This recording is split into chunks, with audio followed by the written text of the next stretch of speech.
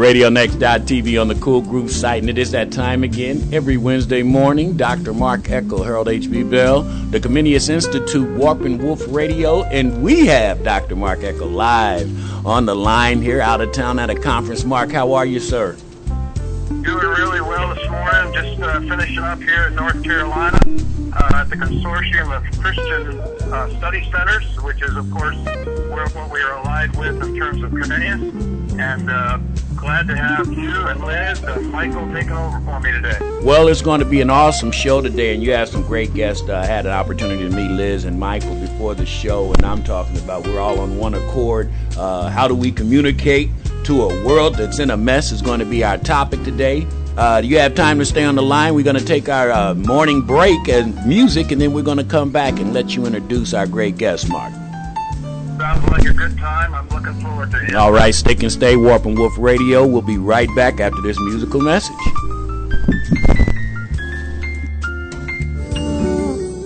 I had a good conference.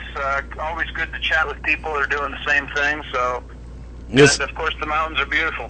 We already know, and we are back. You are listening to Warp and Woof Radio. Dr. Mark Eckel on the line, remote, live from North Carolina. Dr. Mark Eckel, we have a great show today, and I think in the wake of all that's been going on, communication is a total mess right now. So I want you to introduce our guest, and then we're going to get right into it. And the topic of today's show is how do we communicate to a world that's in a mess? Please introduce our guest, Mark. Sure, absolutely. So we have a very good friend of ours, Liz Meyer, who is here. I've known for a number of years, so we've worked together and done some really great work in terms of communication together. She's also a great videographer. She actually tapes all of my teaching at my local church on Sundays. Fantastic stuff she's done. We're doing a book push for the new book, Up Against the Locker. She did some video for me for that. And Liz is just an extraordinary communicator, one of these great speakers that if you ever get to hear her tell stories, you don't ever want to miss her. And then we've got Michael Finnell. Michael, we're really glad to have you join us today, and looking forward to your new book, which I hope you'll push during the show, and really glad that you and Liz are here to take over for me while I'm over here in North Carolina. HB?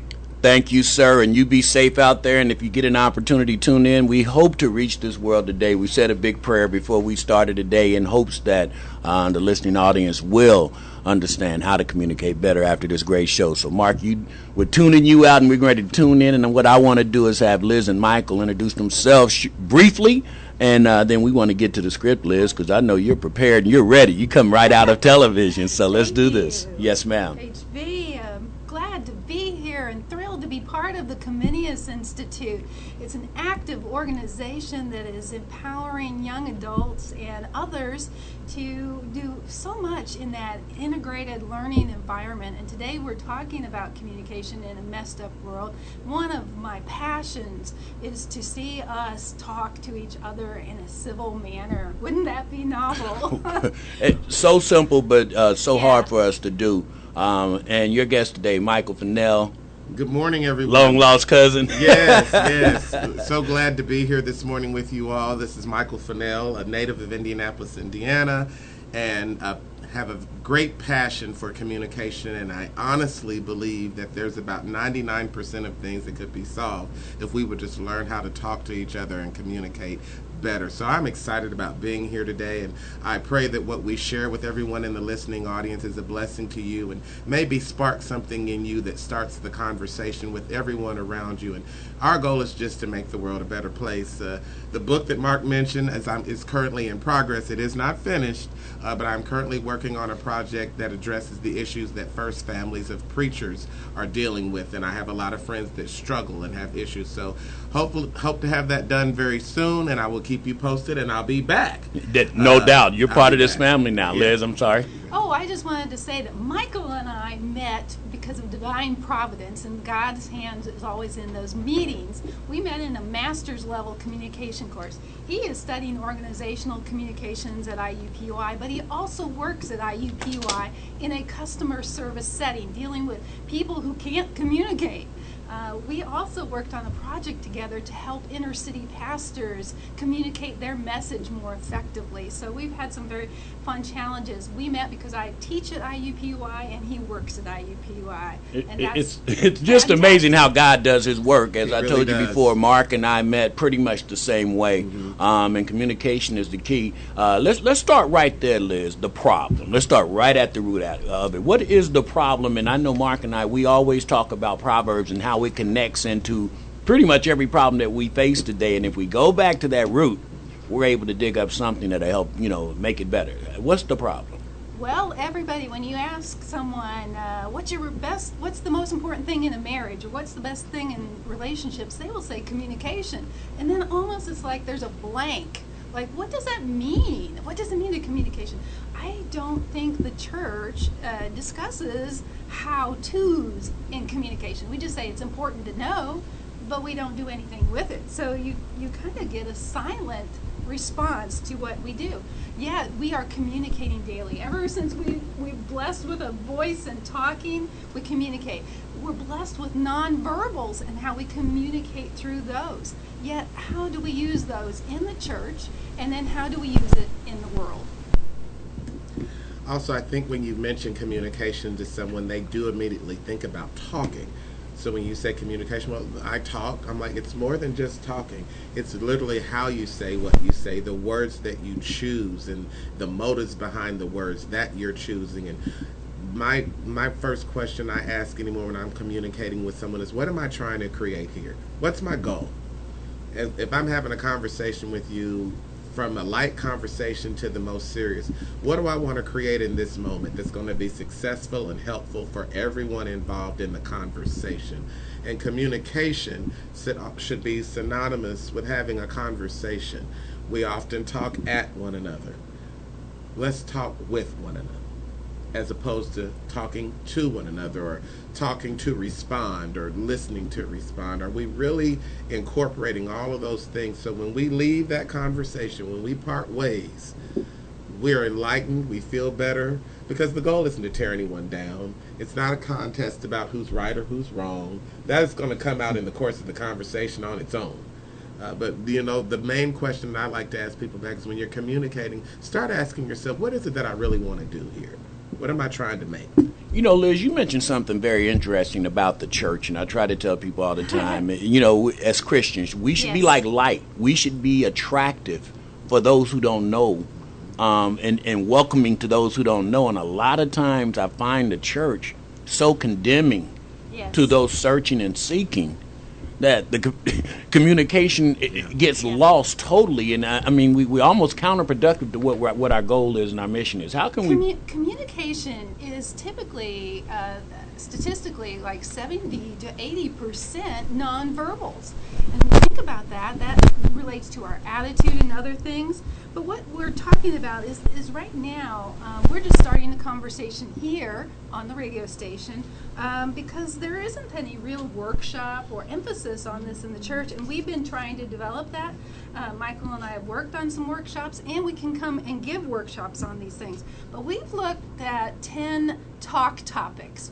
We're looking at these 10 topics that we're going to kind of use as a guiding factor for what we're discussing today. And so we're going to answer that question for you in a way, but we're going to look at these top 10 things. So. Also, I wanted to add, that's a wonderful point. I always think we can't be scared of the world that we need to talk to. And often we're fearful of the things that are outside of the church. It's going on in the world. Well, guess what? We're still here, and we need to be effective, and we need to be that light. And when you said that, it made me think of Colossians 4:6. Let your speech always be with grace, as though seasoned with salt, so that you would know how you should respond to each person. And it's part of that, being that light and being that salt, that seasoning, that flavor in this world that is an accompaniment that adds some change, that brings about some difference, but it brings about in a way that people want it. But we can't be afraid of the world that we live in, and we got to be able to talk to people. And that leads us back to our top 10 topics, because we do sometimes as Christians think that the safe haven is church, and the last I read That's my right. book, Jesus was out there amongst he was amongst the thieves, the tax collectors. When the blind man was healed and driven You and they already drove him know. out of town, he went and found him. You already We know. have to Got get it. it right first and then extend that message out. So what is number 10? We're going to go in backwards order. So number 10, we want to look at what is the message that needs to be delivered. We're going to look at that central gospel message. Number 9 is our attitude. And how does our attitude affect our communication? Number 8, a hot topic these days, what happened to face-to-face communications? Number 7, are you willing to learn? We're going to ask a question for you to evaluate yourself. Number 6 is a fun topic to talk about. I like you, but just not what you say or what you believe. How do you handle those disagreements? Number 5, excuse me while I offend you. Stop apologizing for your opinion, and how do you get through listening to others? Number 4, we're calling the guillotine mentality. Stick with us and we'll tell you what that means. Number 3, what are we scared to find out? There's one to dive into. Mm-hmm. And then number 2, how can I live with a no-regret life? Wow. Thinking about how we want to live with a no-regret life.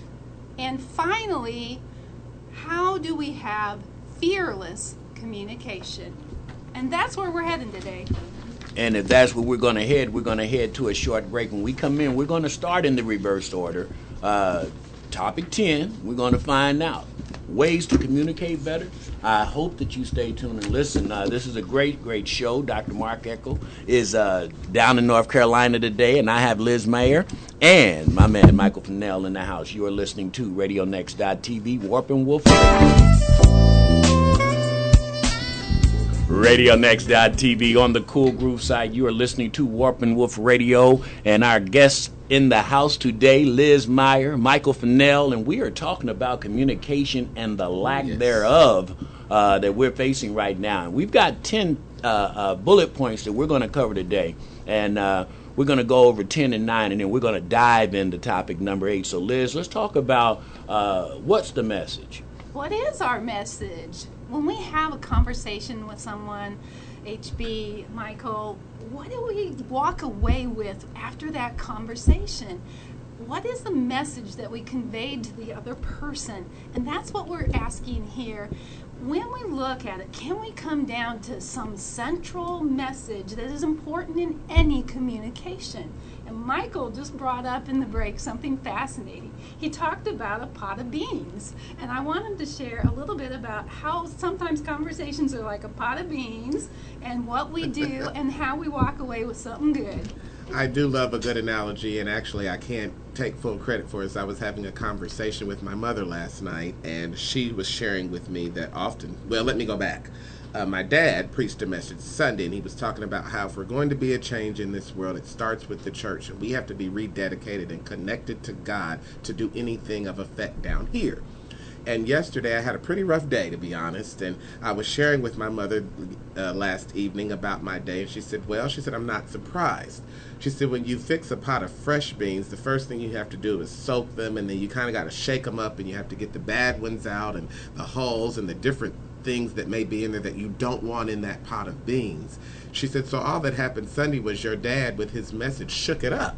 So today, which was yesterday, she said this was the manifestation of that. So you're just seeing what that message did. She said, so it's not a bad day, it's a good day. Because when these things drop into your lap and you have these opportunities to communicate, and maybe you don't think they go well, but maybe what's happening is that pot of beans is being shaken up. And it's time for you to, we've got to react properly. One of our points for top 10 is that we waste words. We need to think about why we want to interact and what it is we want to say and what are we trying to do in the conversation. When I'm talking to somebody, and whether that can be from a good conversation to maybe a not so good conversation, because all conversations, sometimes some things are serious, but we still need to talk about them. No doubt, no doubt. What do I want to create? Liz, we were talking about topic 9, because what do you want to create is beautiful. That's a beautiful segue to this next one, because, selfless or selfish? And not about what we want to say or hear is the next topic. Communication in the church needs to be redefined. And tell us how it needs to be redefined. Well, first of all, if we know that our message is to demonstrate Christ's love in us, that we realize if we're going to communicate the message of Jesus Christ with that love and understanding, and that is our central message, then we want to look next at how we define that communication in the church. And a lot of that is defined by our attitude. Are we selfless or self-centered?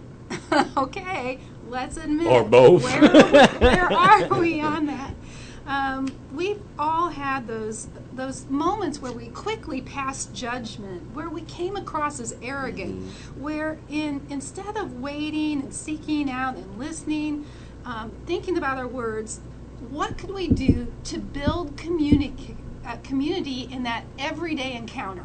When we brush up against somebody in the Sunday school room, when we talk to the lady at the checkout, how are we engaging that everyday encounter with the right attitude? And looking at having humble speech. And let's not assume that the person that we're communicating with is a non-believer. We don't know that. So sometimes when we have to have a selfless and that selfish attitude is, I'm a Christian, I know God. Well, I can't judge what somebody else knows and what they don't. And oftentimes, if you start the conversation, you find out they may know more about God than you do, or as much as you do. We don't know the backgrounds. So don't go into any conversation. Once again, we want to be so shielded, but we've got to be in this world, not of it, but we have to be in it. And here's one of the things that I've noticed is a lot of church people don't know Scripture. Right. It's sad, but it's so true. I mean, faithful church goers that don't really read their Bible and don't know Scripture, and that's dangerous almost, because they're like sheep being led. Topic number 8, and we're going to dive into this a little bit deeper. I have a slogan on my nonprofit that says it takes a village to raise a child, but it takes a community to raise a village. Talk about our community and the relationship that we have with one another, and why we have lost, it seems, the pure element of face-to-face. Face-to-face communications. It scares a lot of people nowadays because it's becoming unfamiliar in a way. And what we wanted to do here is just look at the entrance of technology into communication. How many times have you sat in a restaurant and watched a group of people on their cell phones never talk to each other face to face once during that mealtime? One of the things that I love is a resource that Dr. Eckel gave me called Liberal Arts for the Christian Life. And in it defines this new trend that we're seeing in the communication world called disembodied communication. Think about that, disembodied, taking the embodiment of communication that God designed in us, that He placed in us to be part and connected with Him, and now we're displacing it with social media, technology, and other things. It's easy to identify that this problem is now entering the church, because you can even watch some of the young people in youth group and they won't initiate a conversation with each other. They'll just sit across from each other talking through text. Riding in the back of the car next to one another, texting one another. Not looking and smiling. I'm going to tell you honestly, and I teach this in my programming, you get 1.2 seconds to make a visual assumption about somebody. If you're always frowning, if you don't look like you're happy about a situation, that could be your potential boss that looks at you and says, I don't know if I want to hire this guy. He doesn't look too friendly. He doesn't speak. And so it's important that I think, especially as adults, Christian adults, we get back to introducing our young people to social etiquette, to social skills. How do we do that, Liz? Well, there are a couple, I'm going to kind of cover a couple of the trends that we see that are negative and then how we can engage them.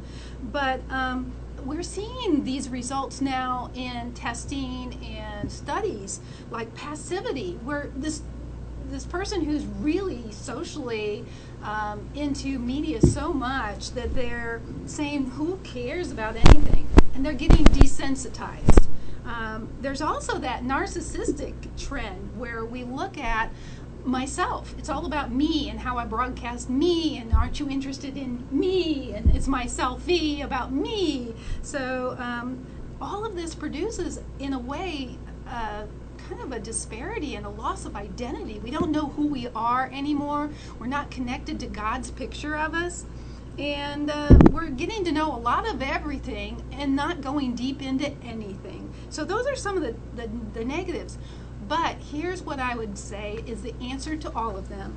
And that is, time is the currency of love. That was a quote from that book.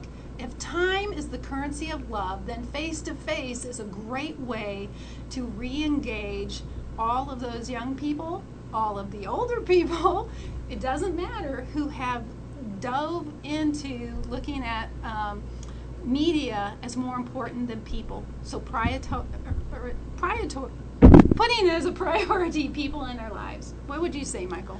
Well, I wanted to go back just for a second, HB. Something you said stuck out with me, and one of the most valuable lessons that my grandfather, Harry Price, taught me was look people in their eye. And it seems so simple, but it's really profound. We don't see a lot of that anymore. He's like, when you're talking to someone, look them in their eye. He said, number one, they'll take you serious. 2, they'll respect you. And 3, they'll listen. And so I think, like I said, making that initial connection, and then once we make that initial connection, back to what Liz was saying, we're such a technological world. In my family, when we sit at the dinner table, there are no phones. They're somewhere else. And they need to be. So we can talk, find out what's actually, we may be texting and we may be doing, but have we had the conversation, simply asking how someone's day went and finding out what that is. And like I said, we're combating these things at desensitization, like I said, of this world, because everything is right here, and it's that instant gratification because I can post something or I can pull something up and I don't really have to talk to you. I can Google it and I can find that out. But let's have some conversations about some of the things that we're seeing. But Michael, face-to-face is messy, because if I just text you, I don't have to deal with you. Right. What do I do with that? And we've got to some kind of way, I think, you have to be the change you want to see. So to me, the best way is, once again, literally talking to people. Say hello. Hi. Especially if we're standing in line together or we're in close proximity. And sometimes, if you're honest, you even feel the energy that it's almost there. You could it's real. You could start it, but you just don't, because, like I said, we're fearful of the face-to-face and what's going to be required of me if I start talking to this person. Well, maybe you exchange some good stuff. And iron sharpens iron. And sometimes the best agreement is to disagree, to get to where you need to be. Liz, before we close this segment out, we always like to go back to Proverbs and have some relative thought about this particular topic we're on right now. How would we best describe in biblical principles? Nothing better than hearing Scripture itself. And Dr. Eckel weighed in by contributing some great resources. If we look at Colossians 4:6, to let our speech always be with grace and seasoned with salt, so we would know how to respond to each person, just like Michael was saying, not to be afraid of engaging people in conversation. Also, Proverbs 17:17, he who restrains his words has knowledge, and he who has a cool spirit is a man of understanding. Wouldn't we like to be that guy? I want to be that guy. So there's some great things. 2 Timothy 1:13 also shares that we retain the standard of sound words which you have heard from me in the faith and love which are in Jesus Christ. And he when he's in us, gives us no fear to converse. That's what we're talking about. And we're going to take a short break and come back. We are here with Liz Meyer, Michael Finnell, and we are talking about the messy communication that is going on in this 21st century, how we can make some ways to make it better between us as a people. You're listening to Warp and Woof Radio.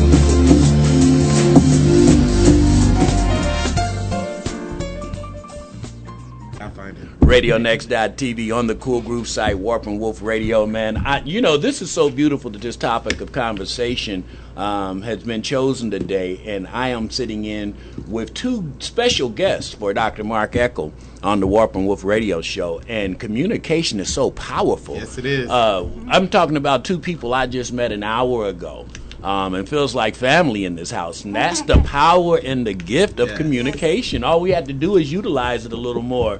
And we were talking as we went on break, what happened to face-to-face? And well, we were ready to bring it back. Because if we look into the precepts of Scripture, Deuteronomy 5:4 says, "The Lord spoke to you face-to-face at the mountain from the midst of the fire." He's always wanted us to talk directly to people.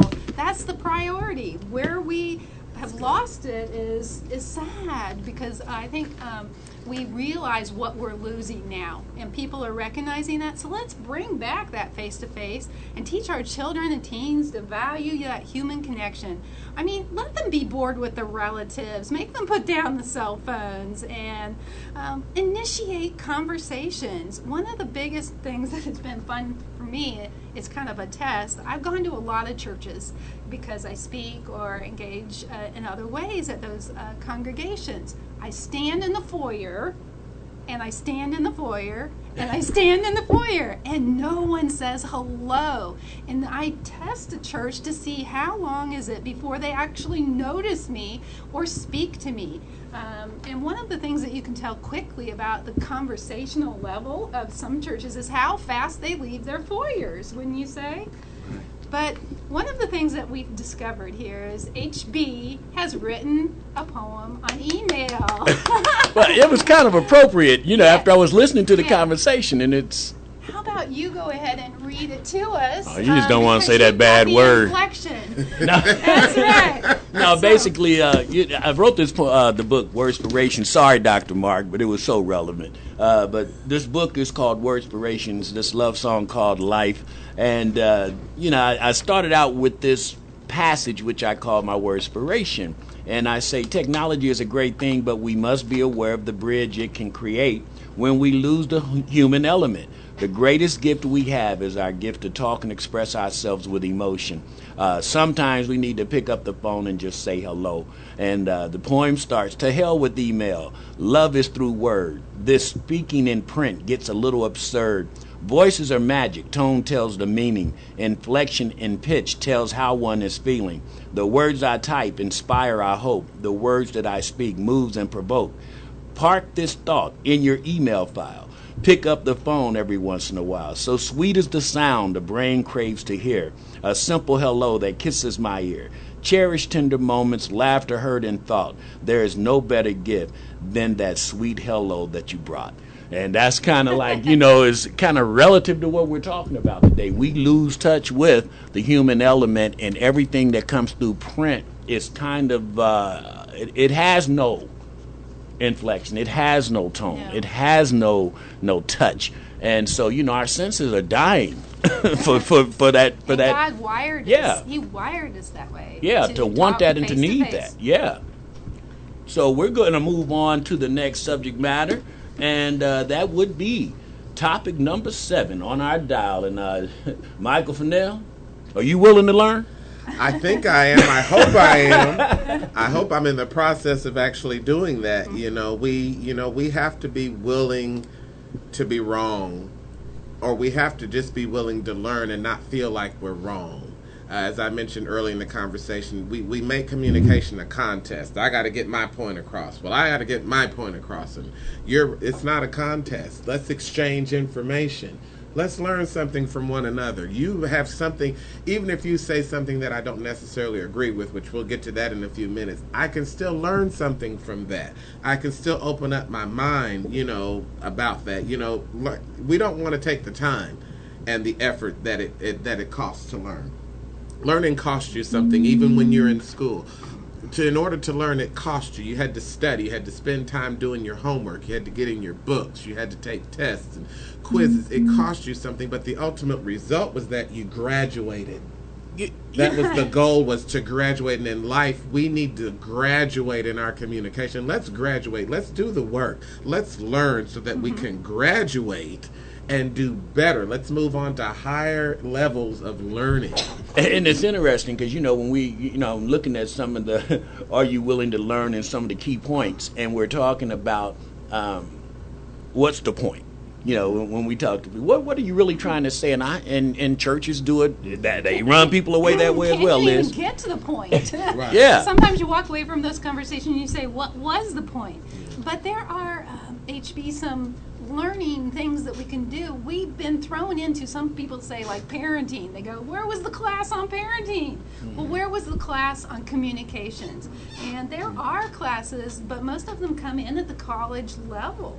And you think about that, we've been operating on whatever we've been interacting with, whether it's good or bad, we don't know. And there are some wonderful things that are principles from Scripture that guide great communication techniques. And what go ahead, I'm sorry. Yeah, one of those is using story. Story connects us. We are wired for story.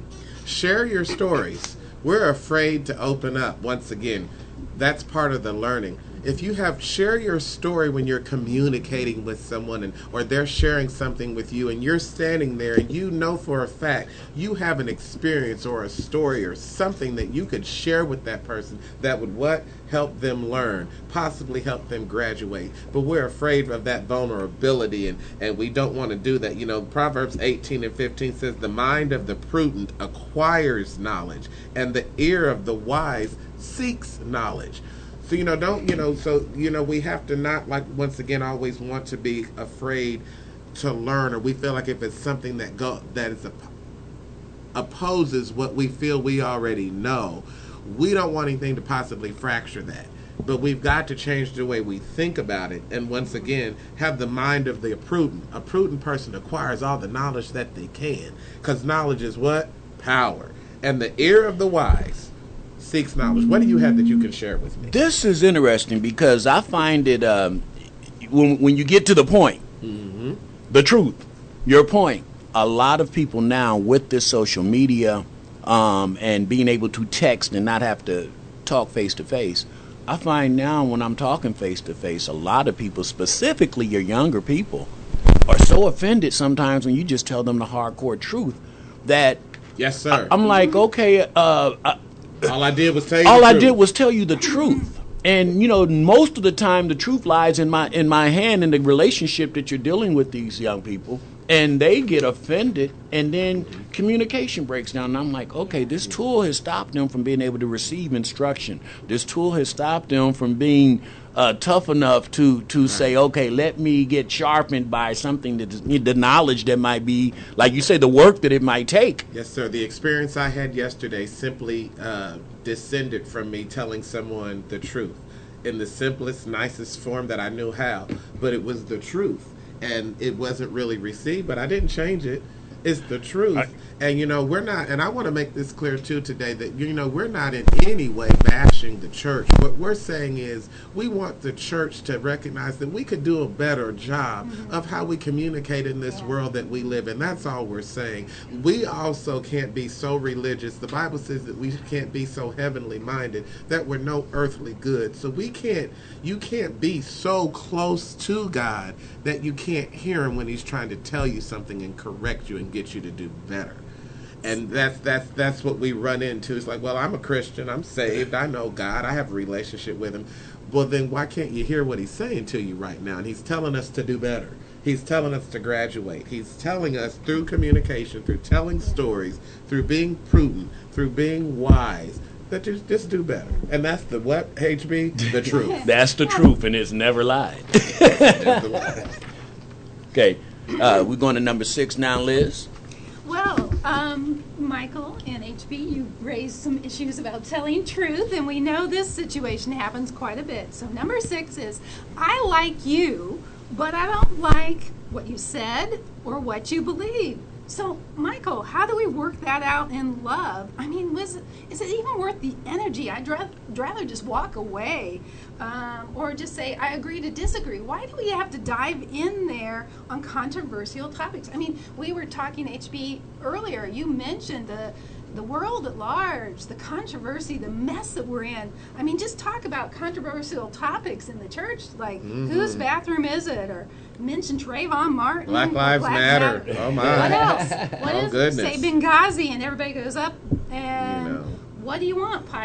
Public, private, or home education? There's a debate starting. Gay marriage. Gay marriage. Oh wow! Oh my goodness! The topics that breed discussions should remain discussions, right? I'd have to, Liz, that's excellent, because I think about Amos 3:3. The two walk together unless they have agreed to meet.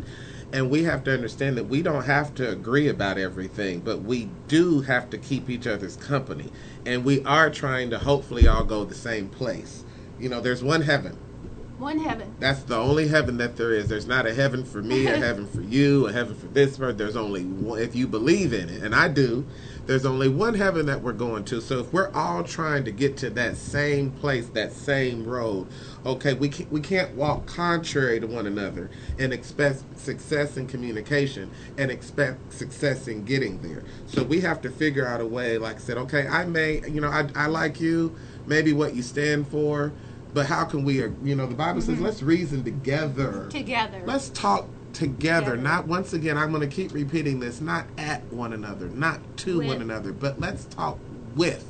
Yeah. Let's have a conversation. And as we have that conversation and we learn and we share the hard, cold truth. We all have to be. We live in a society and a nation that does not, and the Bible says it was going to happen, but we live in a world that just spurns truth. They'd rather believe the negative or the controversial, and they don't want to hear the truth. But we have got to be able to stand firm and speak the truth. You owe it to the people that you love. Michael, one of the things that happens constantly when you get in these arguments or areas of disagreement takes us to number 5. People get offended. So the topic number 5 is, excuse me while I offend you. And what is your response to this? Should we stop apologizing for our opinion? You have some real concrete solutions, and I'd like us to highlight not just the problem here, because we know it's a mess. We know we need communication. We know Scripture points us to loving one another and communicating our central message of Christ's love. But now, what are some real concrete ways that we can listen to each other and get through these walls that build up? Liz, we live in a world where people are literally terrified of offending someone. Someone posted on Facebook the other day, and it was a picture of a man, and he was trying to go down a hallway, and there were all these laser beams going across in just various directions, and the caption on the picture said, "Trying not to offend someone in 2016." They were comparing it to that experience, and it does feel like that sometimes. Like, it doesn't almost matter what I say, but being silent isn't the answer. We've become silent and just kind of accepted what's handed to us. And this isn't the strength of a believer to disengage. Instead, we must listen and interact. When Jesus healed the blind man, he went back to the people, and when he found out that they had taken him and driven him out of town, he went and found him. He didn't accept what they said. He said, no, I'm going to go find him, and I'm going to talk to him and see if he's okay. And so that's our example. We can't ever disengage. But what we need, there's 3 aspects to communication. Okay, what are those 3 aspects of communication? Well, can you highlight the 3 and then tell us how they work? I will do my best. There are 3 aspects: are getting information, retrieving information, and giving information. In getting information, you're simply gathering meaning, verbal and nonverbal behaviors, and what people are saying, but also watching what they're doing, how they're delivering that message. Someone may tell you they're not mad, but their body language sure says different, and you have to pay attention to that because you want your response to be appropriate to what you've gathered from the meaning of what you're getting. We have to be observant in this world. Once again, get up from that phone. Get from behind that computer and look at the world that you're in, that you're currently living in, not just what's around you, your atmosphere. your environment, on your job, in your church, wherever you are. And then we have to encourage each other to speak freely. In speaking freely, love. I call it the umbrella of grace sometimes, Yes, and I have yes, an umbrella yes. over my head, and I say, before I say this in this board meeting, everybody show me grace. Right. And be fully invested when you're getting information. Be fully invested in that conversation. Don't be in the conversation because you're just trying to get something for yourself. Be as invested in that conversation as that other person is. Let them know that what they're giving you is important to you. I want to hear what you have to say to me, because we're going to leave this conversation better. Number two. So that's the getting phase. Yes. And now we move from getting to what? The retrieving of the information. And there's different mediums to do that. A lot of times, and like I said, we're just in the technological age. It is what it is. We've got our phones and our laptops and our iPads and our tablets. But I still like writing. Sometimes it's good to just get a pen. When my father, Bishop Charles Finnell, shout out to Dad, is speaking, I often take out my book and I write notes, because I don't want to forget some of the wonderful nuggets and the things that he shared. I don't want to take a chance that I don't remember that. Might have to go back to that one day and as well. I might have to go back to it, and I want to go back to it and study it some more and pull some and retrieve some more information out of what he said and search for myself, because I have to interject this here. Sometimes we can be lazy communicators. We want everybody else to do our work. And then we just want to come along. Yeah, what he said. Yeah, what she said. Well, what do you have? What do you have to say? What's your offering? What do you have to tell me? And what do I have to tell you? So that's the retrieving of the information, and how we do that. So let me reiterate. I get the information. I'm looking at analyzing my situation, and then I retrieve by taking notes and digging in. Yes. So then where do I go from here on the third step? Now you're ready to give some information. You've received information, you've done the gathering, you've retrieved it, and you've retained, but now you want to give the information. And a lot of these things sound so simple, but I don't think we concentrate on, because talking is automatic. We just do it. We just talk. So we don't think about what goes into that. But, speaking clearly when we're talking to people and using language that the audience can understand. Once again, religious community, we may know what a lot of these biblical terms are and what a lot of these words are, but the world we live in may not know what that is. So you might have to literally break down Noah and the ark and explain to them what that story means and why it's significant in the world today. And, even our tone of voice. What tone am I using when I talk to someone? Am I using a condescending tone? We know when we're doing it. Back to what you said, HB, the truth.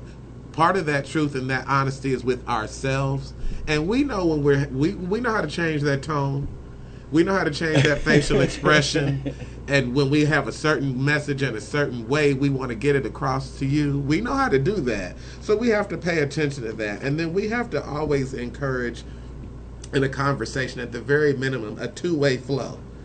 Asking questions, getting your audience to ask questions, getting whoever you're talking and communicating, engage them so you can get some feedback. So it's not just one way. Communication should never just be a one-way street. It should at the very least be a give two-way. and take. Yes. Your idea of giving. Yeah. So those are like three of the main things. Very quickly we do that through active listening, which means we listen attentively and we respond in a way that improves our mutual understanding. Smile at somebody when they're talking to you. Nod your head or make eye contact. Let me know that you're paying I'm listening. Yeah, you're paying attention to me. We have what's called dialogic listening, which means you're engaged attention to the other person. You actually are putting yourself in that other person's shoes as they're communicating. But I'm not doing my grocery list in my mind right now? No, No. I'm listening to you as if I'm you, because I really want to get everything out of what you're saying to me. The relational listening is simply exchanging ideas and information, once again, not talking to or at, but with. And then there's objective listening, and I like to define that this way. Objective listening is being able to hear your own music without being overly influenced by the fact that you wrote it. We love to hear ourselves, and we love to be right. And we love to share our knowledge and our wisdom. But guess what? I am not the only wise, smart one out here. HB can teach me something. Liz can teach me something. There's listeners out there such as my mother, Vivian Finnell, and my brother, Anthony Finnell, who are listening right now. Thank you. I love you. That can teach me something. And there's people all around us, from children to teenagers to our seniors, that we can learn from. But we get so caught up in we wrote the music, so I'm busy listening to it. Awesome stuff. And I'm not hearing what you have to say because I'm caught up in what I said. So those are the...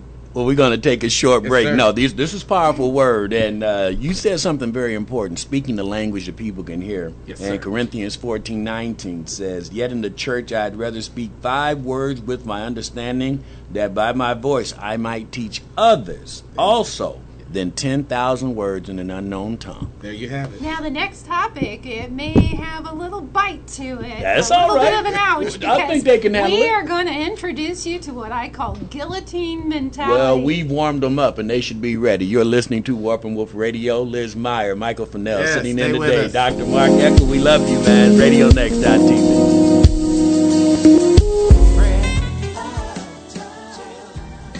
RadioNext.tv on the Cool Groove site, Warp and Woof Radio, sponsored by the Comenius Institute. Again, Dr. Mark Eckel is out, and we have some great guests in studio, and we are talking about how do we communicate to a world that's in a mess. Liz Meyer, who does all things in cross-platform media and communications, and my brother Michael Finnell is in the house, and we are just talking, just amazing conversation about communication. Liz, pick it back up where we left off. Super. Michael had just addressed the 3 aspects of communication, getting, retrieving, and giving, and he's just going to kind of sum that all up for us before we get to guillotine mentality. These are just points I want you to ponder. Let's communicate in a way that helps and promotes our audience to remember what we said. What's the point of communicating if no one retains what you told them? Ask questions when you're communicating with someone to see if they're truly getting what you're saying to them. Ask questions even if you're not asked any. So even if someone's not asking you questions, ask some anyway. Allow time to reflect with who you're communicating with about what has been said. Give yourself some time of reflection. Clarify information. If you're standing there and you don't understand what someone's saying to you, ask them. Get clarification so that when you walk away from that conversation, you have a clear understanding of what was shared. And summarize. A lot of times it's good when we're talking, just kind of summarize that conversation. Go over some points to make sure, once again, that we leave and we part ways with a good understanding. Thank you, Michael. Boy, I've been with some conversations with other women on the phone. Half an hour goes by, and I go, my goodness, they didn't ask me one thing about me. And that says a whole lot about the two-way dialogue that you were talking about. Exactly. So then we have to address some of those things that happen from that. Thanks for those tips. But now, what about guillotine mentality? Ouch! That's the stuff that's kind of off with their heads. It's groupthink. It's mentality that we've seen cropping up a lot recently where everybody attacks somebody. There's no critical thinking about what the issue is. There's no background information. We just attack. We're all experts. And one of the ways that this happens a lot is in Facebook conversations that you go, is this really a conversation, or is it just media. Everybody spouting their opinion? Yeah. HB, you've had an incident or two with that? Oh, definitely. I get it pretty much all the time. Just got one on my phone while we were here. No, I'm serious. People hide behind social media to get their points across. And if they took the time to stop to say, what is it I'm really trying to say, it would have probably more impact in what it is you're wanting out of the conversation, and it would probably do less to make someone say, what are you talking about? And this isn't how we communicate. So I just think social media allows instant response, and instant usually is not healthy. No, and what we are seeing in the studies is verifying what you just said. Some of the studies that are out there are saying that we just line up in our army camps to fire at each other on Facebook. We just solidify where we stand. We're not actually persuading the other side, and that's not what communication is about. I felt sad and I laughed at the same time at friends' feed that just went crazy, and they got hit after hit, and everybody was spouting their opinions. He was a European expert, and none of these people were, but everybody became the expert. Oh, why did this situation happen? Well, it became this because of that. And they were all talking about it, yet he had lived in the country where this was happening. And I thought, wow, they weren't even listening to him. They were just attacking. Sometimes I hate to say, do that in the church. Oh, well, yeah, I like to say what happens, because I think now that the church is, and we're not talking about one denomination of church. We're talking about the church as a whole. Yes. The institution of church has lost its way in what the messaging really is. And Well, we don't exercise our communicative vertebrae. You can't be a puppet. You know, you have to seek some information for yourself. You know, like I said, the people jump on band. They see one post on a Facebook, and everybody all of a sudden is on it. Did you do any investigation? Do you know anything about that other than what you saw somebody else put up? Do you have any facts? Did you do any? You know, do you have at least both sides? Were you responsible? Yeah. Were you there? Did the deacon or elder say this or that? Yeah. Or did you look into the topic? Yeah, often in church, did pastor really say that across the pulpit, or is that what you heard? So that's what you shared. But is that really what he or she said? And, you know, we have to investigate. We need to take the time to investigate before we share an opinion. You know, ask some questions. Seek out scripture. Ask yourself, am I being misled? Am I falling for it?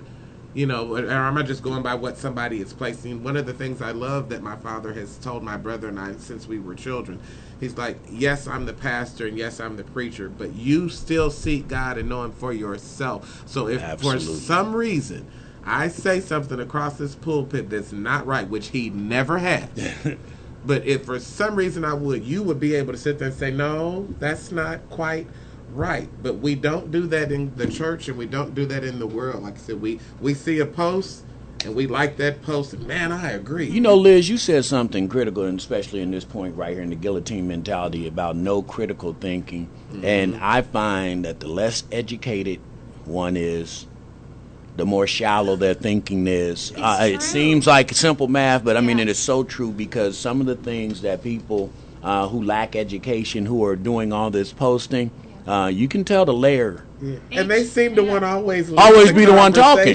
Right. Like, why are you the one leading the conversation? One of the fascinating things, I used to work for a major TV network, and I saw behind the scenes at the news deal. We know that people are biased. We know we all come from some worldview.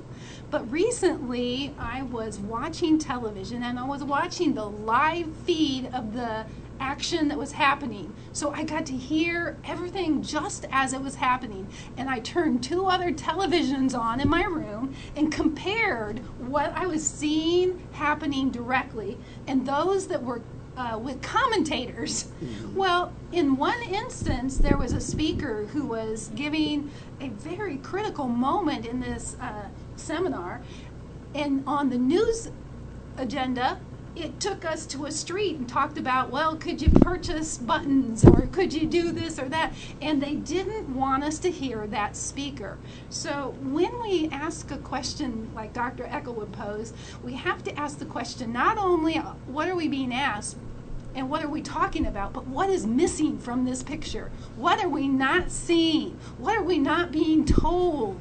And what that is sometimes the key to the conversation taking a turn towards the truth. Isn't that what they used to call propaganda? Whatever happened to that word? Yes. Right. Because I'm telling you, it's happening all the time. And I'm just going to say before we go on break, if you see me writing personal stuff on Facebook, you inbox me and tell me.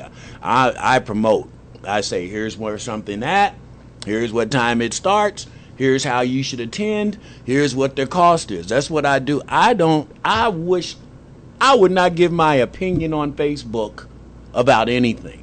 because it's irrelevant. Right. I mean, really, it's irrelevant. You're just throwing your opinion out there into a busload of other opinions, and what does it get you? Right. It doesn't. It gets you absolutely nothing. We're going to take our last break here, and we're going to come back. We've got 3 more real hot topics to hit on. Michael Finnell, Liz Meyer, in for Dr. Mark Eckel. This is Warp and Woof Radio on the Cool Grooves.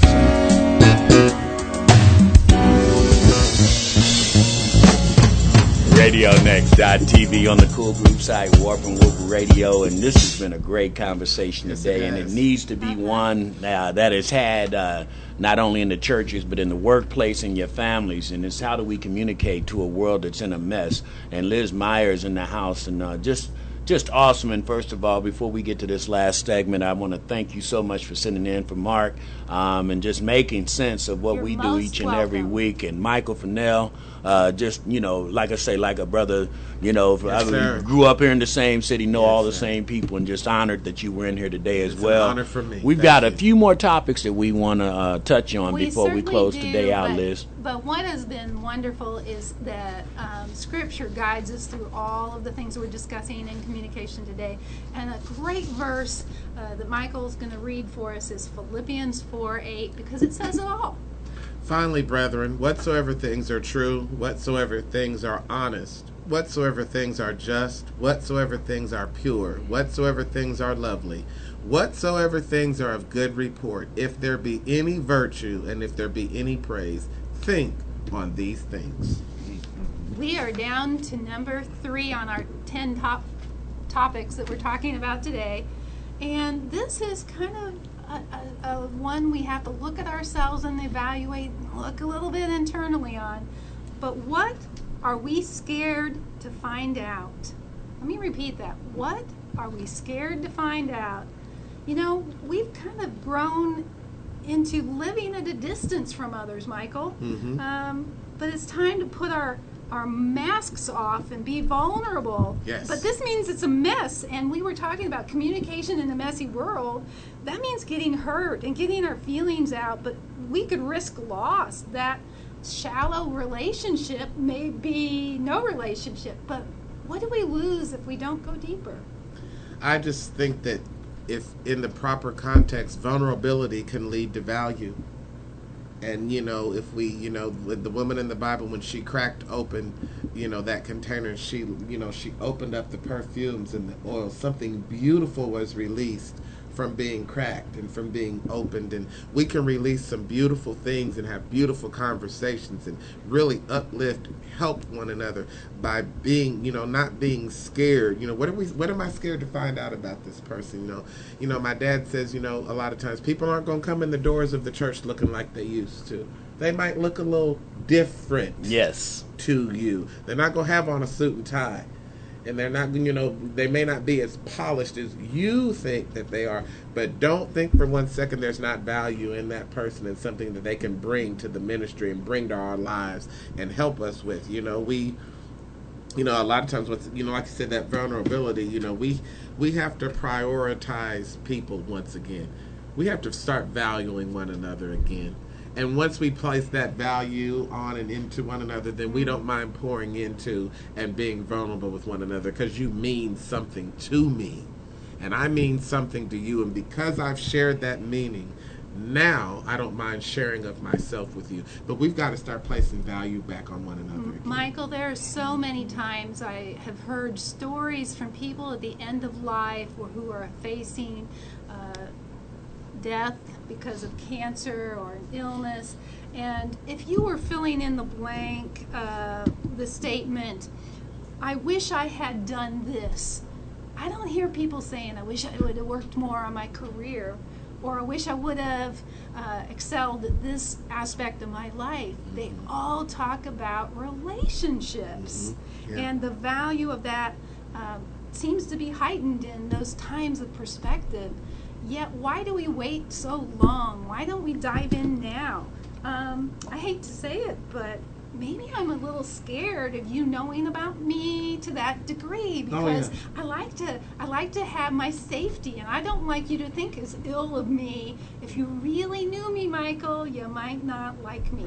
We have to be willing to once again be that vulnerable. As you were speaking, I wrote down funerals, because I was thinking, how many funerals have we gone to, and people get up and person after person start lying after speech after speech. And I think two things. I think one, I wonder how much truth is actually there. And the main thing I said, I wonder if they told that person those things while they were here.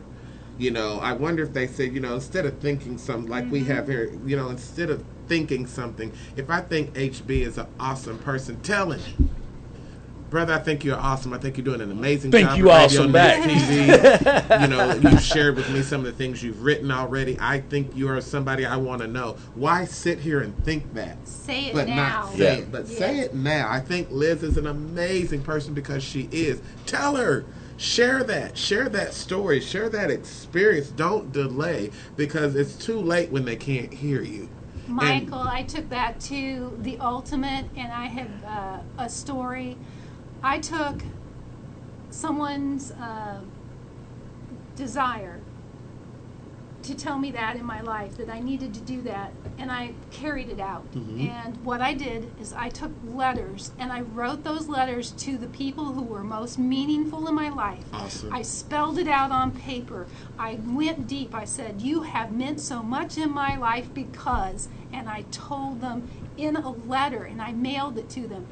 The response to that was people weeping, because they didn't know how deeply I cared for them. Yeah. And that's the kind of building into each other that will build the communities that God has called us to. It's power. It's power. It's so our words, it's cliche, but it's a good one. Our words have power. The things that we say out of our mouths literally have the power of death. Lies in the tongue. Life and death lies in our tongue. So let's take the other option. Let's focus on the power of the life that we can literally speak. I've been told that I'm an exhorter and that I'm a very positive person, and I'm hoping that's true, and I want to live that out. But my goal, and I really have adopted this in the last couple of years, and I think I've shared this with you. Every time I leave someone that I encounter, I want to leave them with a smile on their face, a chuckle, something positive. We have enough negative. The negative is taking care of itself. In abundance. The negative is taken care of. It needs no assistance, no help. But we have got to override that. We look at, John 14:27 says, peace I leave with you, my peace I give you. I do not give to you as the world gives. Do not let your hearts be troubled. Don't be afraid. And we move to Psalms. The Lord is with me. I will not be afraid. What can mere mortals do to me? Proverbs says that anxiety in a man's heart weighs him down, but a good work makes him glad. The good work is what we're trying to do here. And once again, through communication, there's so much life and power in what we pour into one another and how we receive it. And if we would concentrate on that, we can't be scared. Like I said, I used to feel like that too, Liz. I have to be honest. If I share this story, what is that person going to think about me? But that doesn't make my story less powerful. Maybe that's why I need to share it. You already know. Liz, as we can continue, we've got 2 more points that we want to touch on before we close the show out. Point number 2. Well, that is, how can I live this no-regret life? We just asked, if we're coming to the end of our life, how can we communicate in a way that establishes true, strong, balanced, candid relationships? How do we have that? Let no corrupting talk come out of your mouths that Ephesians 4:29 exhorts us to do. Well, I used to do theater a little bit, and one of the funny things was a sketch that we did where words actually killed. And this woman, every time she was in the skit, she would say, "Oh, I don't like the way your hair is such and such," and somebody would die, literally fall over on the stage, making the point of how our words kill. And you talked about, Michael, exhorting others, but exhort us to how we would have strong and balanced relationships that are candid, instead of just living this distance from each other. The Lord wants us to build each other up. He does. He wants us to speak words of life and affirmation, and bad language just isn't going to get that done. Being disrespectful and rude and mean and inconsiderate and insensitive, it will never accomplish that. But it actually creates a negative label, and it makes someone not want to hear you. We've all probably had a conversation with someone and we've walked away thinking, I never want to talk to that person again, because it literally almost killed you to have that conversation. So you don't want to destroy the communication, but like you said, Ephesians 4:29, the talk can't be corrupt, but we should talk about things that are good for building up, that give grace to those that will hear it. Colossians 3:8, but now you must put them all away: anger, wrath, malice, slander, and obscene talk from your mouth. We live in a world, it seems like everybody's so angry. Our teens and our youth are so angry. And I ask them, what are you mad about? What's wrong? What's going on? No, really, I want to know, because I didn't grow up that way, angry, and I don't know what that is now. So in 2016, you got to educate me. And I really want to know. But why are we so angry? And it's hurting us. The words, once again, they tear down, they destroy relationships. So the Lord doesn't want us to express ourselves that way. He wants us to talk in a way that alleviates a lot of that. We got enough tension going on in the world. Michael, one of the things that's a great tip is to share with others what I call kind of the contact tree. What do we prefer in our methods of communication? Because some of these methods, the platforms that we use, breed more conflict and don't communicate the way we want. So when we have that type of no regret life, we go first of all and foremost face to face. We say, we're not going to discuss this on chat. We're going to go right to each other. We're going to make time in our lives to meet each other face to face. Now, if you can't do that, you certainly could call somebody on the phone, and that at least gives you their voice inflections and the ability to understand what they might be communicating, and you can then play off each other to really get to an understanding. Maybe chat online, but even chat online, now notice how these keep getting worse. And then finally, you could send an email, but that could be misconstrued because we don't see your face, we don't know your tone, we don't know those nonverbals that are so important. And last of all, please don't send a text. Take the time to value that person and put them in your life again. Awesome. And we go down to the last and final, number one.